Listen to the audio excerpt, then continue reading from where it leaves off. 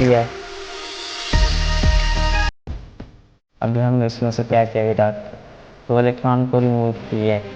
अब इसमें से हमने क्या किया बेटा, 3 इलेक्ट्रॉन को क्या किया बेटा, रिमूव किया। तो हम मैग्नीशियम से Mg+1 में जाते हुए हमने उसमें से एक इलेक्ट्रॉन को रिमूव किया है। तो ये हमारे पास है बेटा फर्स्ट आयोनाइजेशन एनर्जी। Mg+1 से Mg+2 में जाते हुए हमने उसमें से दूसरा इलेक्ट्रॉन रिमूव किया है। तो ये हमारे पास है बेटा सेकेंड आयोनाइजेशन एनर्जी। Mg+2 से Mg+3 में जाते हुए हमने उसमें से तीसरा इलेक्ट्रॉन रिमूव किया। तो इसको हम क्या नाम देंगे बेटा, थर्ड आयोनाइजेशन एनर्जी। अभी पूरा डिफरेंस देखिएगा, जो Mg+1 है ना, उसकी जो आयोनाइजेशन एनर्जी की वैल्यू है बेटा वो है 737.7 किलो जूल पर मोल। इसी तरह जो Mg+2 की जो सेकेंड आयोनाइजेशन एनर्जी की वैल्यू है, ये तो फर्स्ट आयोनाइजेशन एनर्जी थी ना बेटा, क्योंकि हम उसमें से एक इलेक्ट्रॉन रिमूव कर रहे हैं।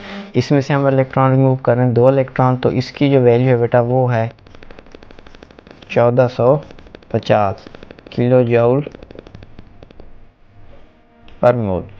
अब इसी तरह जो उसकी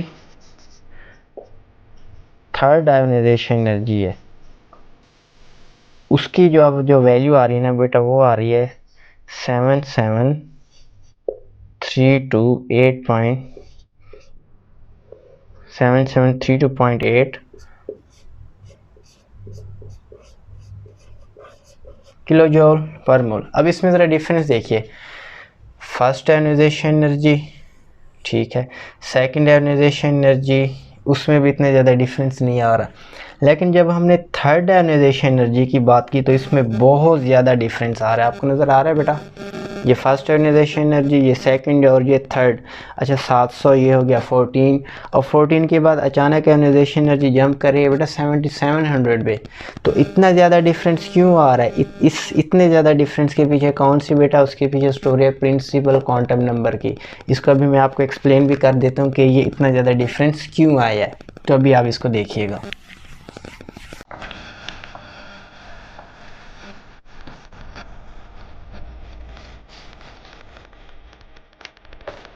ये हमारे पास है बेटा मैग्नीशियम, इसको हम लिखा है 1s2 2s2 2p6। ये हमारे पास क्या है बेटा 3s2। तो इस पे देखें, ये है ns कहता हूँ बेटा, ये हमारे पास है 1s, ये हमारे पास है 2p, और ये हमारे पास क्या है बेटा 3s। तो इसमें जो लास्ट शेल होता है ना, वो उसका वैलेंस शेल, उसको हम कह सकते हैं बेटा ns। तो ns के अंदर आपको कितने इलेक्ट्रॉन नज़र आ रहे हैं बेटा, 2 इलेक्ट्रॉन। या दूसरे लफ्ज़ों में यहाँ पर जो प्रिंसिपल क्वांटम नंबर की वैल्यू है वो क्या है बेटा, n = 3। इस mg वाले केस में प्रिंसिपल क्वांटम नंबर n की वैल्यू क्या आ रही है बेटा, 3 आ रही है। उसके बाद नेक्स्ट देखिए बेटा, इसमें से हमने एक इलेक्ट्रॉन क्या कर दिया है, रिमूव कर दिया है। 1s2 2s2 2p6 3s1।